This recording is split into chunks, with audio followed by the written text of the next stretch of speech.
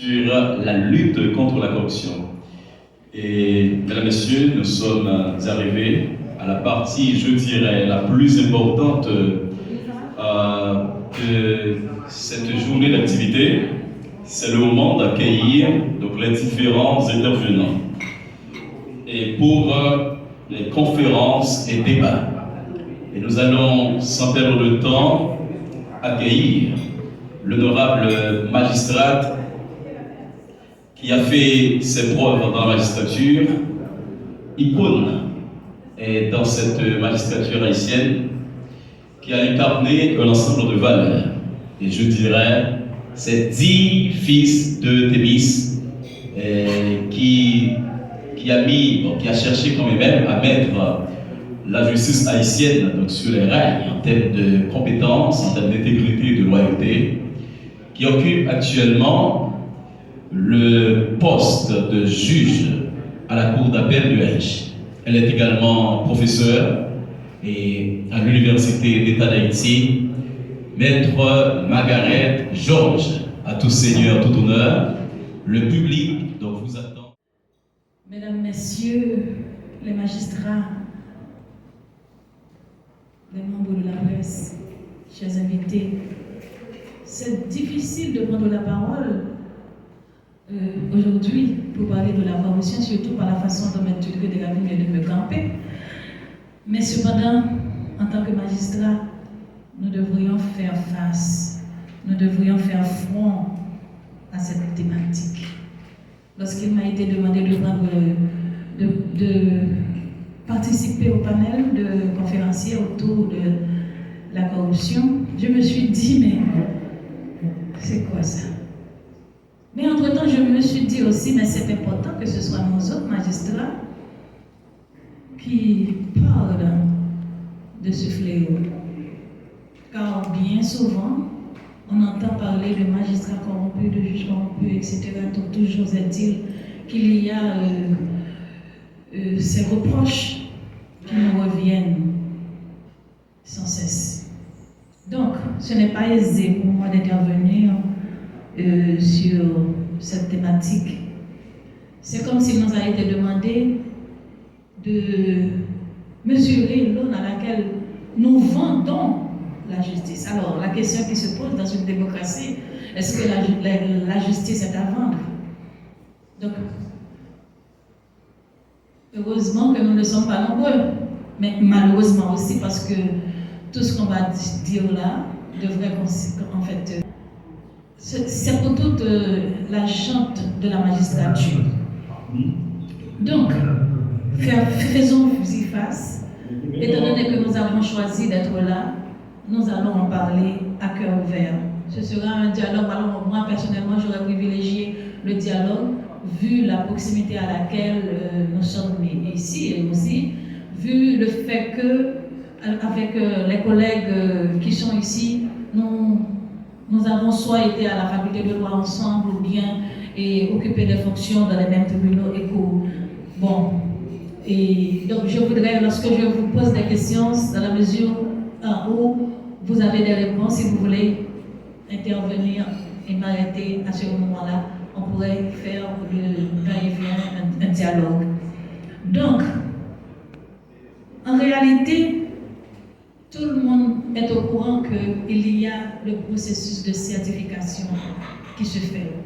Et à l'issue de ce processus, on entend souvent parler de tel juge est certifié, tel autre juge n'a pas été certifié, et c'est pour motif très décrié. Donc, le fait même que il y a ces motifs, ceci porte à croire qu'en notre sein, il y a la survivance de la corruption. Donc, c'est fait porte à croire que nous avons un problème en ce sens dans nos rangs.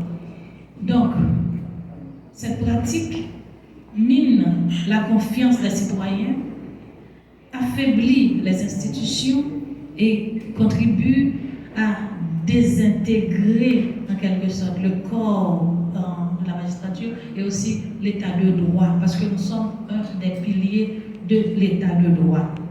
On se demande, est-ce que moi je suis corrompu, est-ce que tel ou tel corrompu, est-ce que, etc., etc. Donc, à chacun de voir où se situer. Mais aujourd'hui, je ne suis pas ici pour faire le procès de la justice haïtienne. Et je remercie l'Association des magistrats, nationale des magistrats, d'avoir osé faire front à cette thématique. Compliment à Nama. Alors là, je suis ici pour poser une question fondamentale. Et si, je dis bien, et si, ensemble, nous pouvons réhabiliter cette justice? Donc, il ne s'agit pas seulement de dénoncer tout ce qui va mal.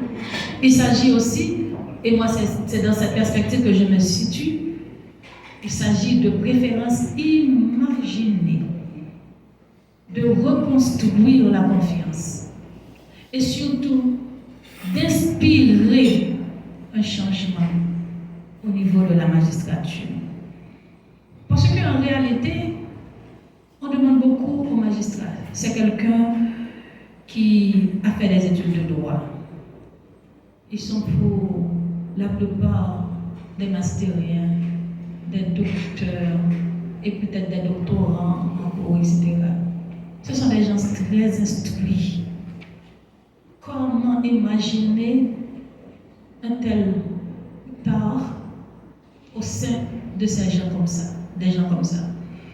Donc, il s'agit de gens qui ont des compétences techniques, juridiques très avérées, des connaissances approfondies des lois, de la jurisprudence, des usages, etc., de la doctrine. Donc, ce sont des gens qui ont une capacité d'analyse énorme et pour interpréter des textes de loi et tailler leurs décisions à l'aune juridique.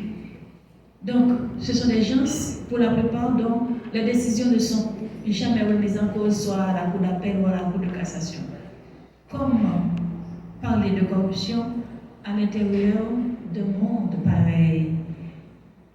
Donc, je le disais, ce sont des gens qui motivent leurs décisions, qui écrivent bien. Donc, un magistrat, c'est un homme ou une femme ou un juge bien formé. Parce que pourquoi je dis magistrat et juge? Parce que bien souvent, on fait cette différence qui n'est pas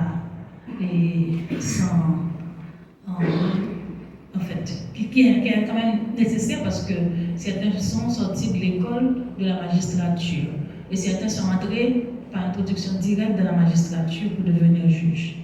Mais en dépit de la stature du magistrat que je viens de camper, la corruption se manifeste sous diverses formes. On peut la comprendre, à travers les décisions rendues sous pression des acteurs politiques et aussi des acteurs économiques, on ne sait jamais. Ce qui fragilise l'indépendance des juges. Mais à ce stade, je voudrais quand même faire ressortir la définition de la thématique, même quand je sais que chacun de vous ici a déjà reçu le texte de loi. Pour la presse et ceux qui nous prennent en image et qui va peut-être relayer cet instant sur les réseaux sociaux, donc je dis que la corruption s'étend de tout abus ou de toute utilisation faite à son profit ou pour autrui de sa fonction ou de son occupation par les personnes visées à l'article 2. Alors, l'article 2 vise des personnes qui sont des personnes physiques, des personnes morales. Vous voyez? Donc, ceci au détriment de l'État. Donc, on fait des abus au détriment de l'État, au détriment d'un organisme autonome, au détriment d'une institution indépendante, d'une collectivité territoriale, d'une organisation non gouvernementale ou d'une fondation bénéficiaire d'une subvention publique ou d'une entreprise privée avec participation de l'État.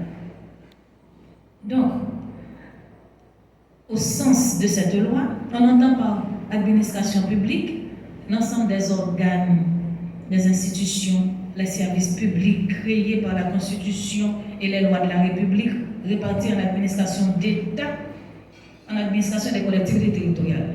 La justice, qui est représentée par les cours et les tribunaux et qui donne un service public, fait partie des administrations publiques. Donc, je disais que ce n'est pas nécessaire pour moi de tout reprendre, mais cependant, dans les quelques minutes qui me sont assignées, je vais laisser quand même un espace pour vous permettre de réagir. Je disais donc, tous ces comportements fragilisent l'indépendance de la magistrature, l'indépendance du magistrat en question. Certains peuvent admettre que le salaire insuffisant du magistrat peut lui ouvrir la voie au pot de vin. Ce qui est faux, parce que la corruption sévit même dans les pays où on donne, on rémunère les magistrats de très très bons salaires. Et lorsque, même en Haïti, certains juges ont été reconnus comme des personnes très intègres pour avoir vécu de manière normale avec ce que l'État leur donnait comme salaire.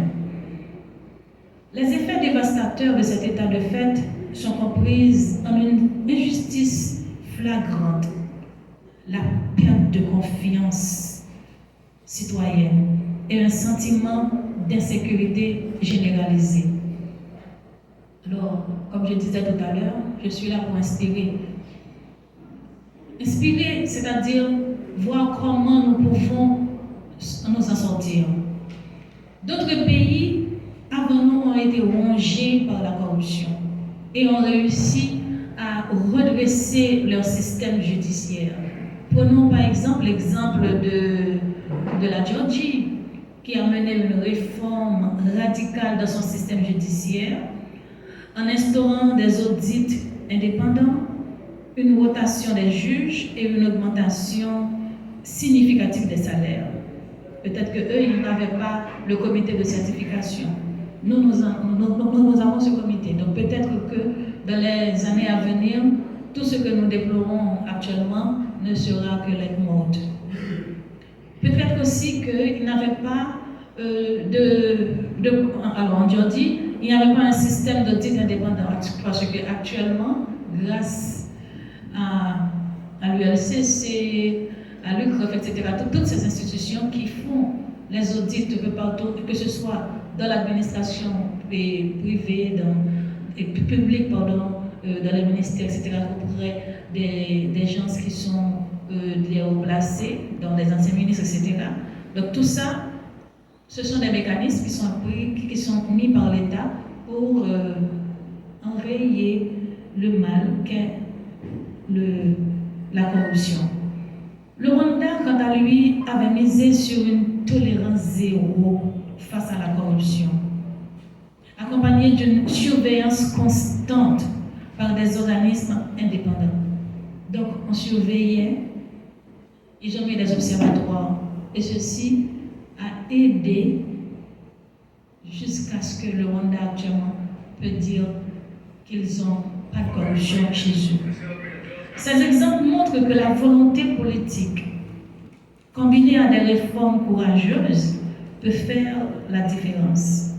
Des réformes en lien avec la transparence, les sanctions, la formation, la digitalisation, tout ça peut nous aider à nous en sortir. Et ceci, à ce stade, moi je propose de renforcer l'intégrité personnelle des juges à travers l'éthique.